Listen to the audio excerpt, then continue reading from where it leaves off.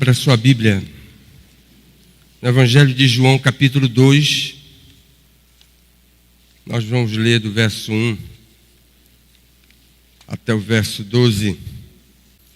3 dias depois houve um casamento em Caná da Galileia, achando-se ali a mãe de Jesus.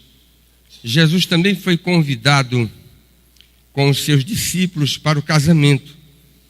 Tendo acabado o vinho, a mãe de Jesus lhe disse: eles não têm mais vinho.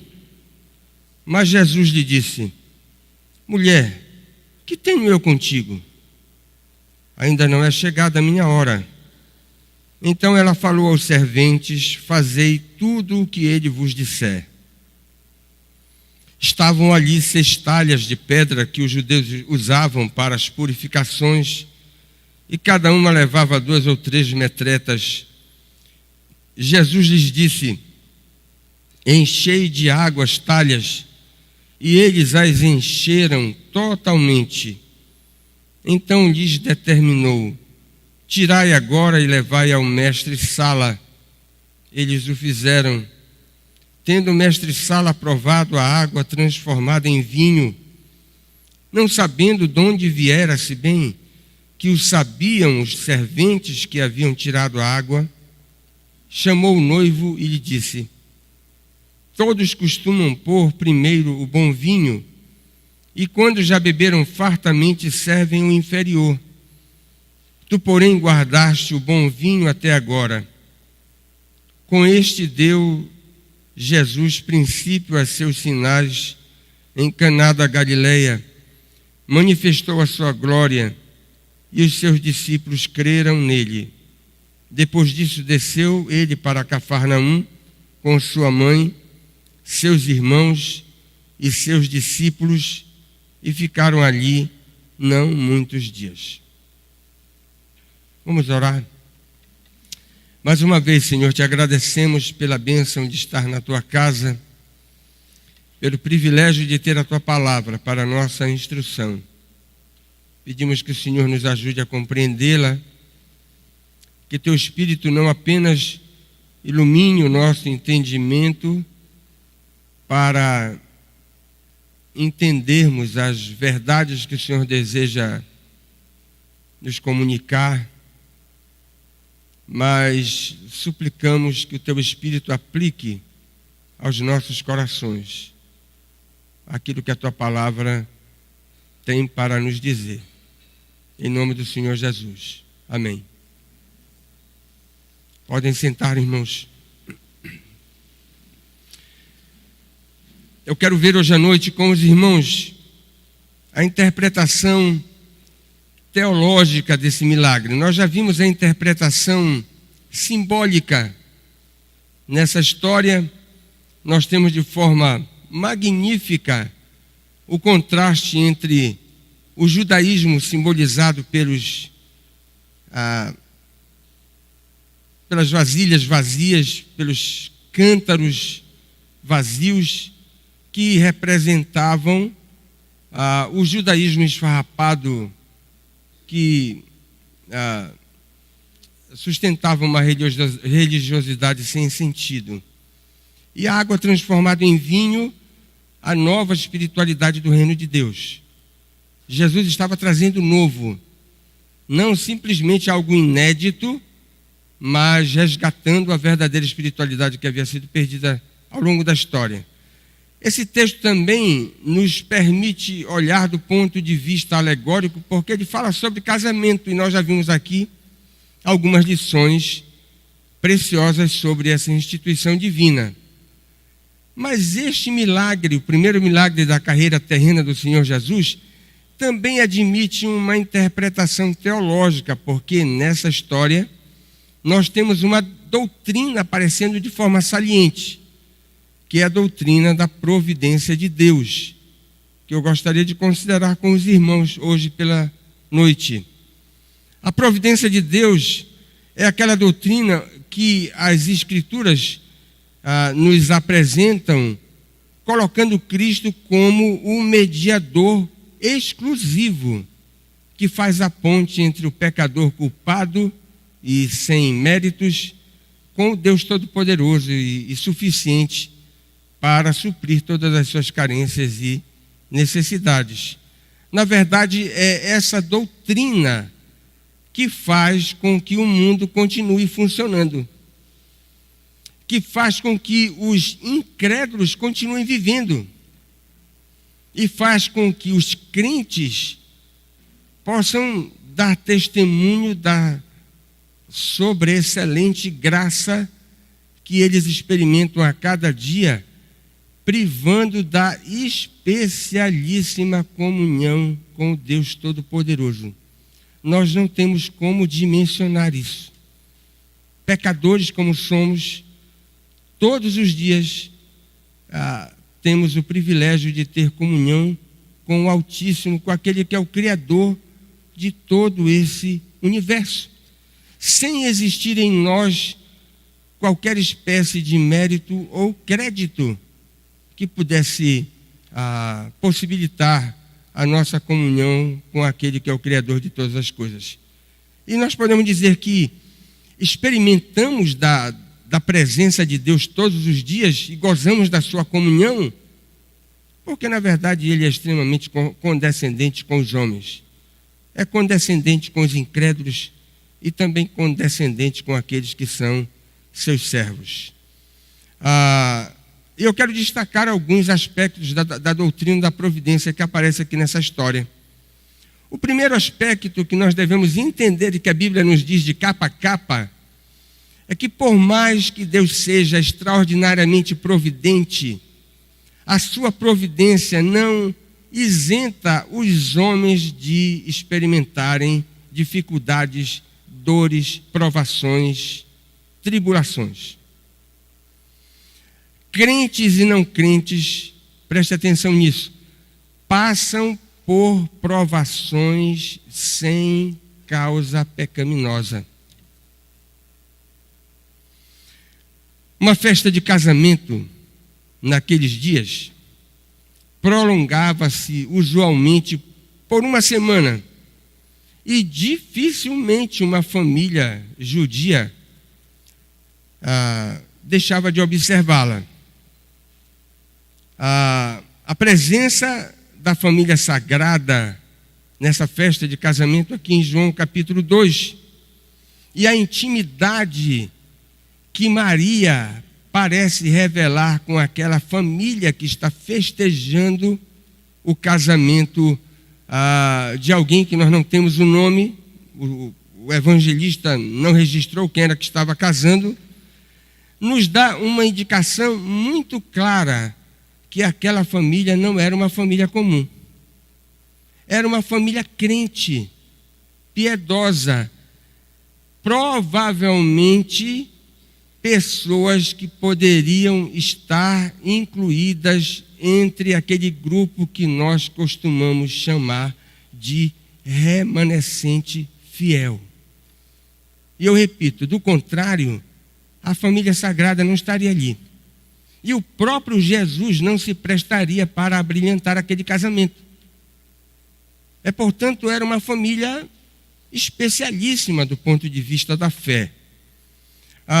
Mas preste atenção numa coisa, mesmo sendo uma família crente, reconhecidamente piedosa, ela vai experimentar um desassossego.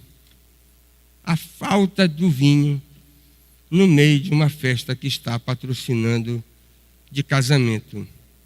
Irmãos, não parece correto culpar aquela família em virtude daquele vexame, porque aquele casamento aconteceu por algum embaraço. Correto?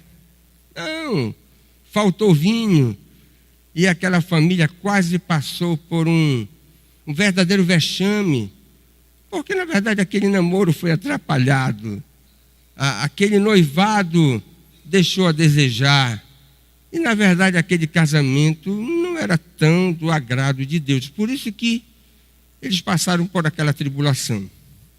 Não é correto nós suspeitarmos dessa maneira daquela família agora que estava realizando aquela festa. Faltou vinho também não foi por causa de alguma imprevidência por parte daquela família. E as provas disso nós podemos dizer que aquele casamento não era um casamento duvidoso, porque nós podemos dizer que contamos com a presença de alguém onisciente na festa. O próprio mestre. E se aquele casamento tivesse algum embaraço, o mestre não estaria ali. E muito mais iria socorrer aquela família naquela dificuldade que veio a acontecer. Irmãos, aplica-se ao fato a resposta que Cristo deu para os seus discípulos quando eles perguntaram lá no capítulo 9 do Evangelho de João, quando eles se depararam com um cego de nascença, e eles fizeram uma pergunta teológica que nós podemos aplicar aqui a esse caso do casamento. Por que faltou vinho? Será que eles pecaram, essa família pecou e é por isso que estão passando por essa dificuldade? Abra lá João 9, o verso de número 3. Nós podemos aplicar isso. Faltou vinho. Não foi porque o noivo pecou. E nem a noiva também. E nem porque os pais estavam em pecado. Faltou vinho para que a glória de Deus se manifestasse. Essa é a conclusão. Irmãos, preste atenção nisso. Há muitas e muitas dificuldades que crentes experimentam e que nós podemos dizer são provações, são dificuldades, são tribulações sem causa pecaminosa. E por que Deus permite que crentes passem por dificuldades e passem por sofrimentos? Porque essa é a didática divina. Existem determinadas lições na vida espiritual que nós só vamos experimentar debaixo do calor da provação. Agora, nós queremos aprender essas lições no calor da provação? Claro que não.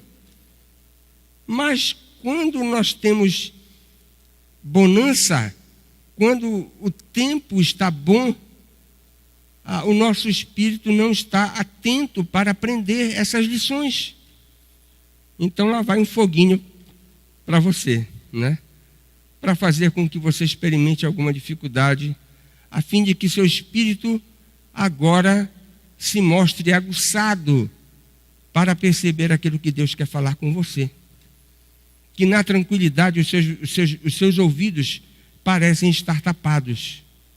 Então essa é a maneira porque Deus permite que muitas vezes crentes experimentem dificuldades sem causa pecaminosa e dificuldades que às vezes nós não observamos na vida daqueles que são incrédulos. Basta que nós lembremos do caso de Jó. E nós não podemos aqui fazer, às vezes, dos amigos de Jó, dizendo que faltou vinho na festa de casamento porque aquela família estava em pecado. Né? Seria um grande equívoco da nossa parte se nos comportássemos dessa maneira.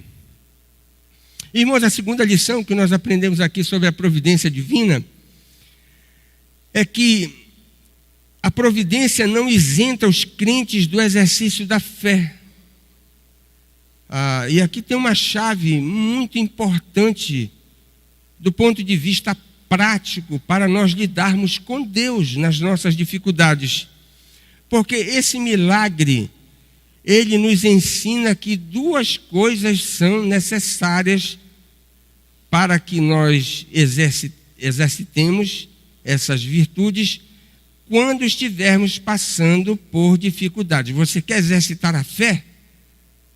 Você tem que combinar duas coisas. Preste atenção, exercitar a fé significa depositar confiança. E exercitar a fé tem a ver com obedecer, prestar obediência. Exercício da fé sem o depósito da confiança e sem a disposição para obedecer não é exercício de fé. Nós temos nessa história uma belíssima ilustração sobre o exercício da fé de dois grupos de pessoas que aparecem aí no milagre de Caná da Galileia. O primeiro grupo, que não é grupo, é apenas de uma pessoa, é Maria. O comportamento da mãe de Jesus é digno de nota. Ela tem sido louvada, e com justa razão, por sua fé inabalável demonstrada nessa história. Mesmo sendo gentilmente corrigida, a mãe de Jesus continuou a sua caminhada sem ficar milindrada com o discreto puxão de orelha que o Salvador deu na sua genitora, que não compreendeu que agora ele estava num outro estágio da sua vida. Na verdade, exercitando as suas características de Messias encarnado. E num gesto de suprema confiança, ela instilou no coração dos serventes uma coisa muitíssimo importante. Vocês precisam atentar para aquilo que esse convidado ilustre vai fazer, e vocês devem obedecer em tudo aquilo que ele vos disser. Quando Maria instila essa palavra no coração dos serventes, ela nada mais faz do que acentuar a sua confiança no extraordinário senhorio daquele que é o Salvador do mundo. Ela atribuiu uma dignidade a Jesus. E olha, nós estamos no início do seu ministério terreno. Uma dignidade que ninguém ainda tinha proclamado. Só os anjos, por ocasião do Natal. E quem seria aquele candidato, ou aquele convidado, merecedor de ser atendido em todas as suas exigências? Fazei tudo o que ele vos disser. Quem era esse convidado para ser atendido assim? E na verdade, por trás dessas palavras, Maria está dizendo: ele é o Senhor de todas as coisas. Estava depositando na pessoa do Mestre toda a sua confiança. Exercitar a fé é depositar a confiança naquele que pode realizar todas as coisas. Bem, nós temos o primeiro componente. Falta o segundo. Mas vejam aí no verso 7. Muito bem, você chegou à conclusão que você deve agora confiar exclusivamente naquele que é o Senhor de todas as coisas. Mas e se o Senhor disser, faça isso, o que é que você vai fazer? A prontidão dos serventes também deve merecer elogios, porque eles podiam ter ouvido da mãe de Jesus: façam tudo o que ele vos disser. E eles poderiam retrucar: por que nós devemos obedecer essa ordem? Por que nós devemos tratar esse convidado com tamanha dignidade? Por que nós devemos obedecê-lo? Mas os serventes não fizeram nada disso. E olha, presta atenção. Aqueles homens receberam uma tarefa, do ponto de vista braçal, uma tarefa árdua para realizar. Mas eles não titubearam. Eles obedeceram prontamente. A profissão de Jesus era de carpinteiro. Todos nós sabemos, e como candidato a rabi, ele ainda não tinha realizado qualquer feito extraordinário. E por que agora, no momento da festa, por ocasião da falta de vinho, esse convidado ilustre nos fala de água? O que é que ele tem para resolver? Como é que ele vai resolver essa dificuldade? Mas o texto diz que eles prontamente obedeceram às ordens do nosso Salvador. Se você quer exercitar a fé em um momento de dificuldade da sua vida, você tem que depositar confiança. E você tem que obedecer de forma incondicional.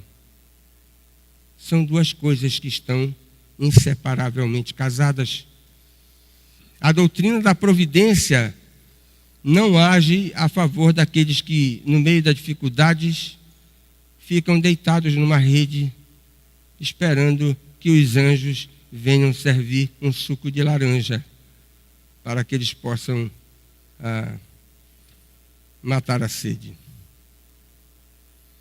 Terceira coisa que esse texto nos ensina, que a providência de Deus normalmente ela opera através de meios. Sabe uma grande pergunta que essa história suscita? Quando faltou vinho, o Salvador estava presente, e uma pergunta que vem à nossa mente: onde é que estão os odres vazios?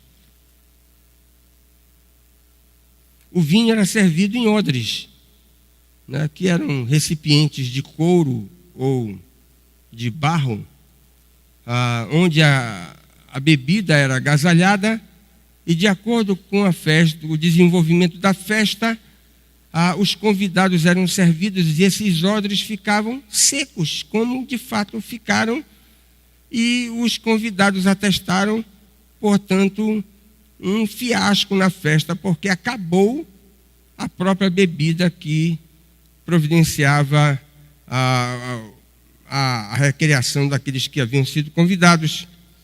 E preste atenção, quando nós perguntamos onde estavam os odres vazios, porque se o problema era para resolver a questão do vinho, e o Salvador estava presente, ele poderia, com uma palavra, ordenar que os odres vazios ficassem cheios novamente.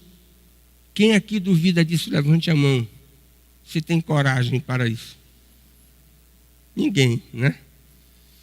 Só com uma palavra Jesus poderia dizer: fiquem cheios novamente, e a festa continuaria. Mas preste atenção, Jesus não fez isso. Ele achou por bem agir de outra maneira. E olha que coisa interessante, a semelhança daquilo que aconteceu na primeira multiplicação de pães e peixes. Ele poderia dizer assim: olha, que alimentos surjam do nada, ele era o criador de todas as coisas, ex nihilo, né? A expressão teológica que diz que Deus criou tudo do nada. Mas ele perguntou para os discípulos: o que é que vocês têm aí? E os discípulos disseram: nós só temos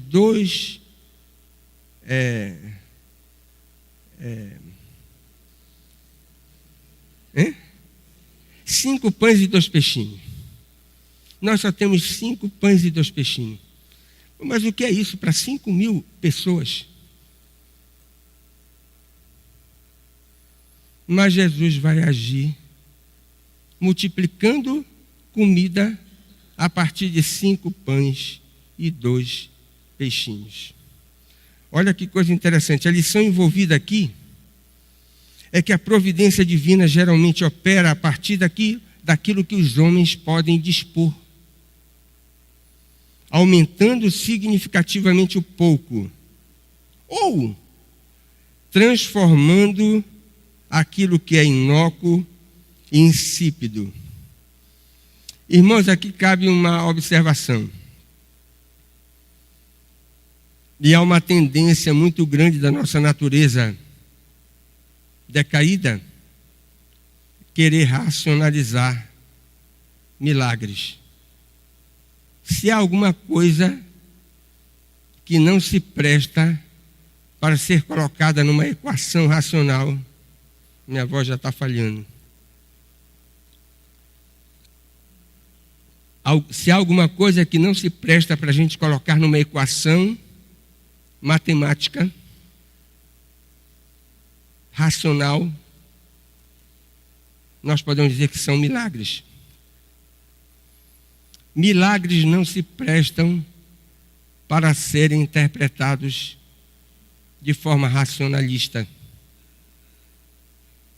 E aqui eu queria citar um exemplo desse tipo de racionalização, com todo respeito. O grande escritor C.S. Lewis, interpretando essa história, disse: olha, o que Jesus fez foi simplesmente encurtar um processo natural que acontece todos os dias em muitas partes do mundo. E ele pergunta o seguinte: como é que nós chegamos ao vinho?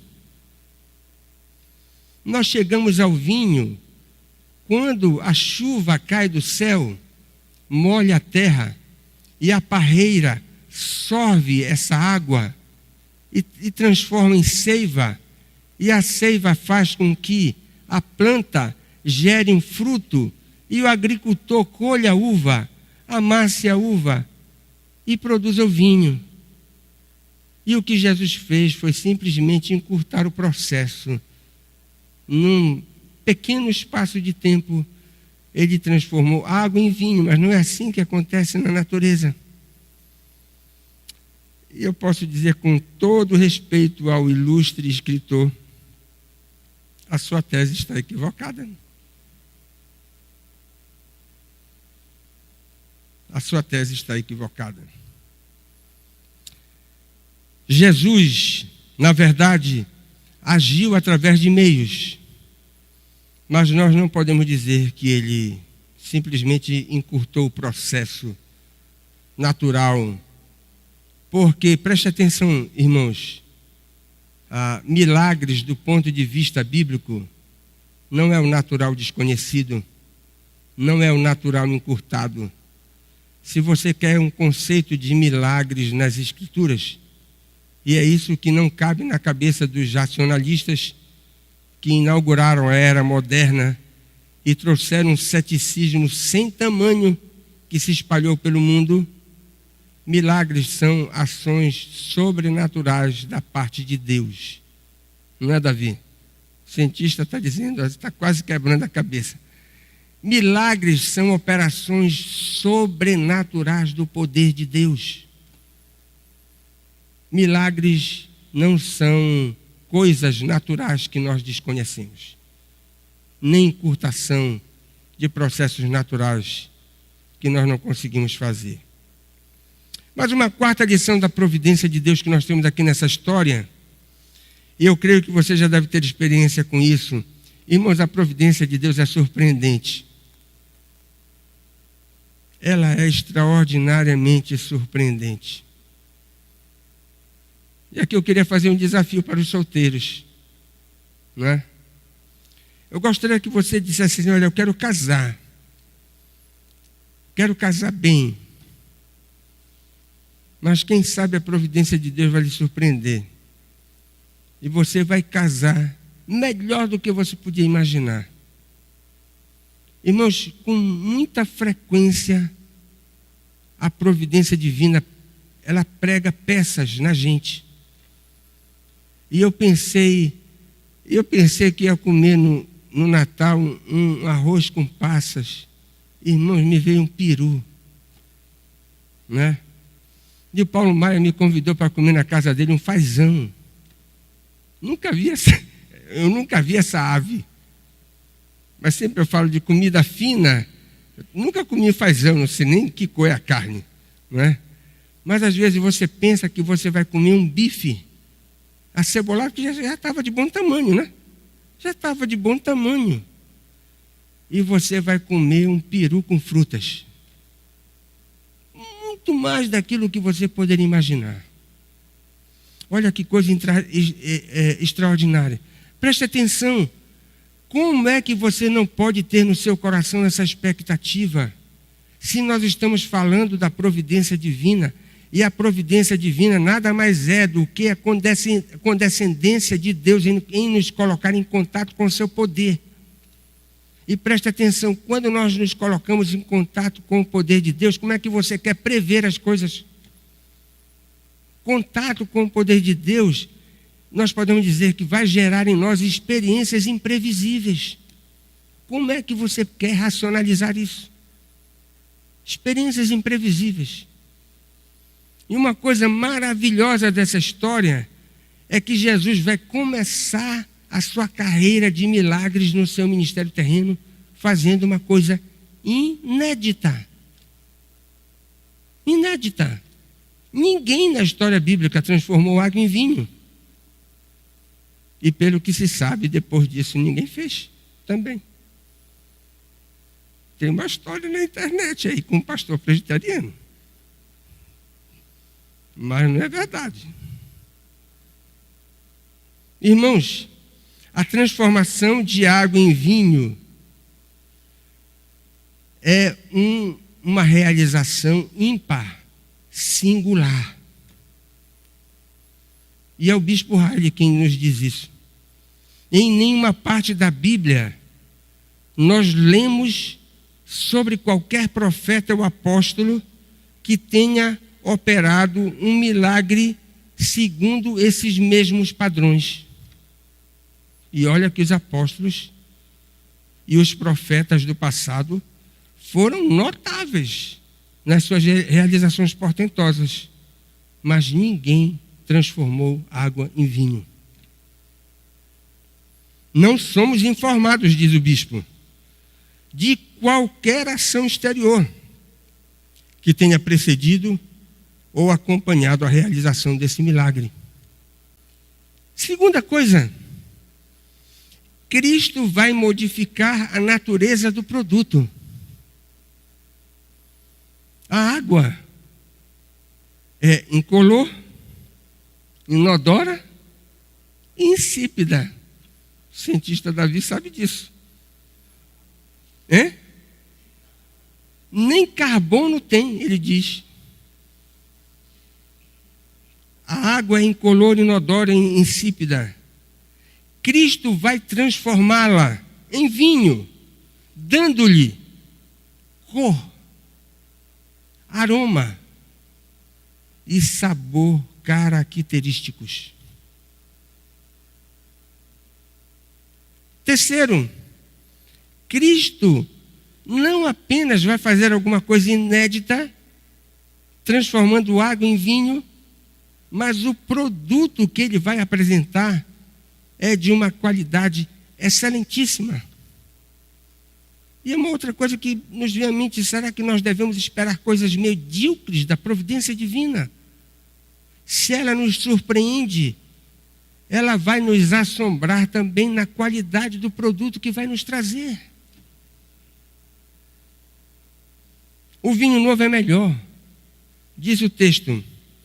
Irmãos, na linguagem oriental, o que os serventes disseram, olha, esse vinho é puríssimo, de excelentíssima qualidade, sem mistura. Não tem nenhum acréscimo, nenhuma adição de qualquer coisa que possamos imaginar. A situação inusitada causa espanto naquele que tinha a responsabilidade de conduzir a festa, que era o mestre-sala.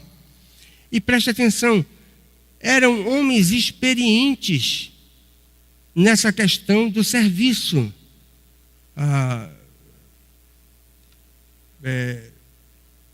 de festa.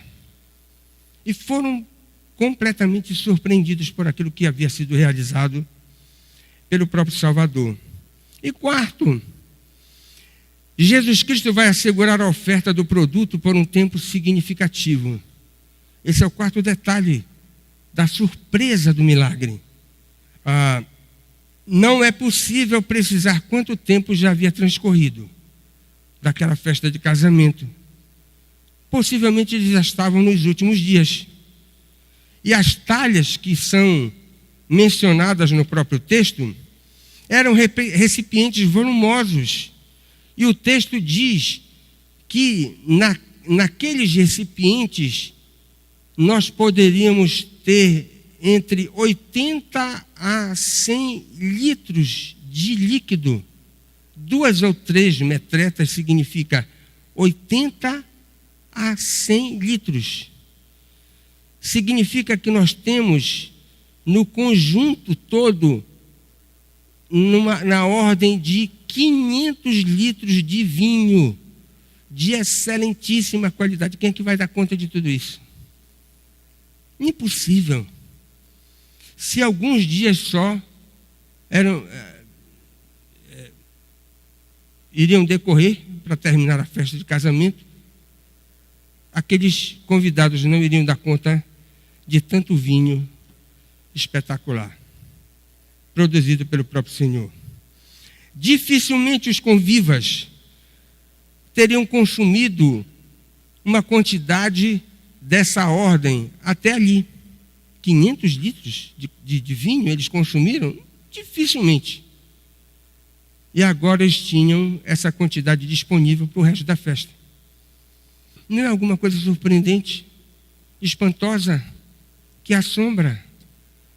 Mas, irmãos, frequentemente, quando nós exercitamos a fé, depositando em Deus a nossa confiança e obedecendo às prescrições naquilo que Ele nos impõe, nós somos surpreendidos pela sua graça. Irmãos, e por último, a providência de Deus é uma excelente mestra. Excelente mestra. As ações de Deus, preste atenção nisso, que decorrem da sua providência, não é simplesmente para remediar as nossas dificuldades. Se fosse só isso, nós já seríamos gratos por toda a eternidade àquele que é o Deus de toda a providência. Correto? Remediar uma dificuldade minha, um problema, e a providência me socorreu. Se fosse só isso, nós já teríamos que colocar nossa boca no pó. Mas preste atenção, a providência de Deus não nos socorre apenas para nos tirar do vexame, mas para dizer: meu filho, aprenda isso. Perceba isso. Veja isso. Considere isso. É o que nós temos aqui nessa história. Na linguagem de Deus, os milagres, eles têm o propósito de mostrar a maravilhosa glória do Salvador. Ninguém deve ficar maravilhado com o milagre em si. Mas que coisa espetacular. Eu escapei como um pássaro escapa do laço do passarinheiro. E você fica, muitas vezes, assombrado, maravilhado com um determinado livramento, e a lição passa como um cavalo selado. E você não percebeu que Deus tinha uma lição para lhe dar. Nessa história nós temos esse tipo de coisa. No calendário litúrgico cristão, esse milagre é lido no dia da chamada Epifania, a data em que Jesus começou a manifestar a sua glória em Caná da Galileia. Olhe para o verso 11. O evangelista descreve a história, não é para que a gente fique saltando de alegria. O Salvador transformou água em vinho. Isso é muito pouco, irmãos. É verdade, o Salvador transformou água em vinho e ninguém fez igual. Mas aquela história aconteceu para que os raios da sua glória pudessem ser percebidos por aqueles que estavam contemplando a sua majestade.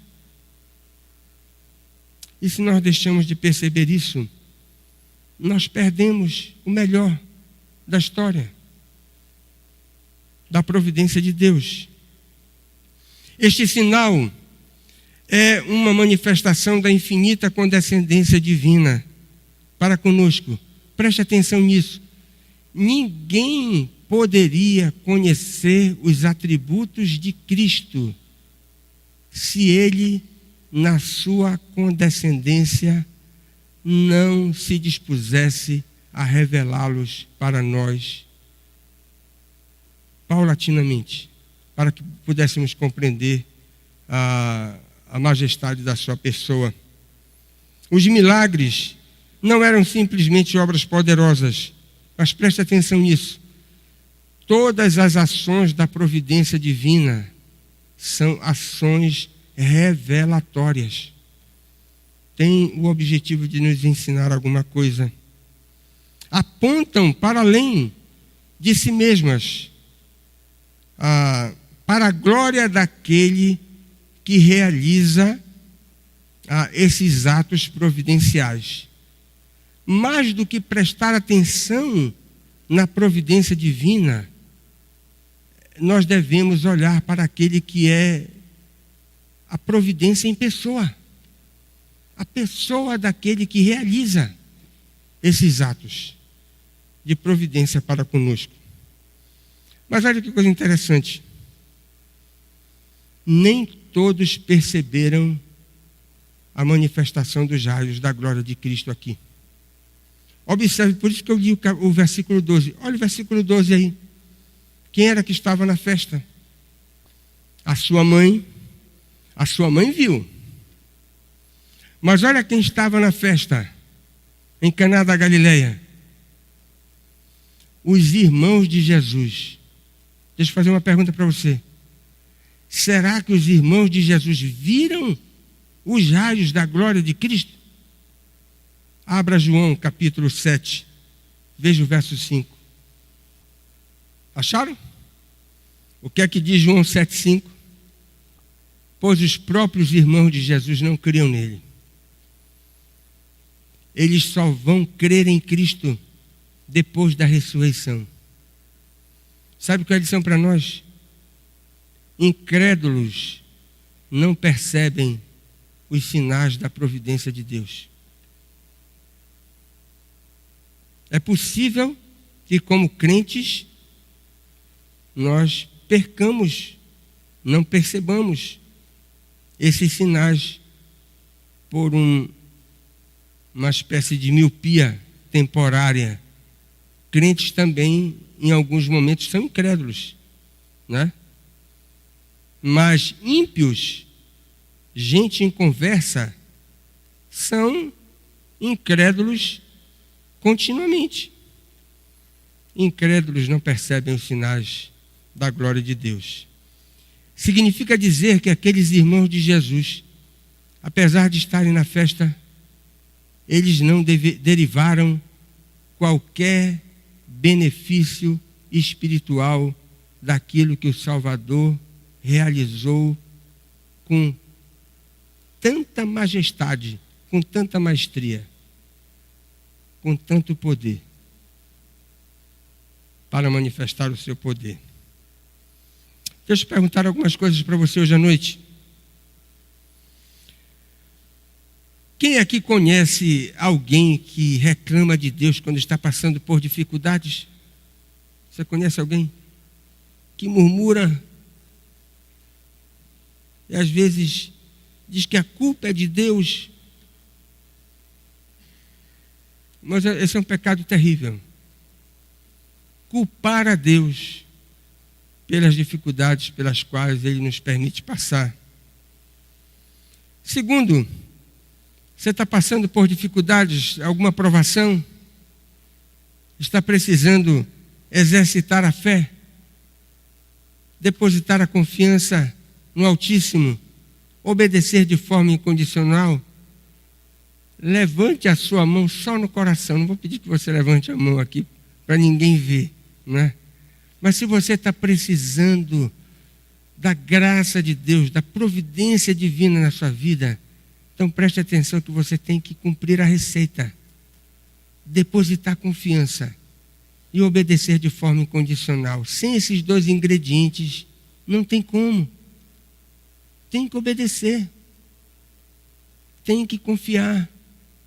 Isso é exercitar a fé.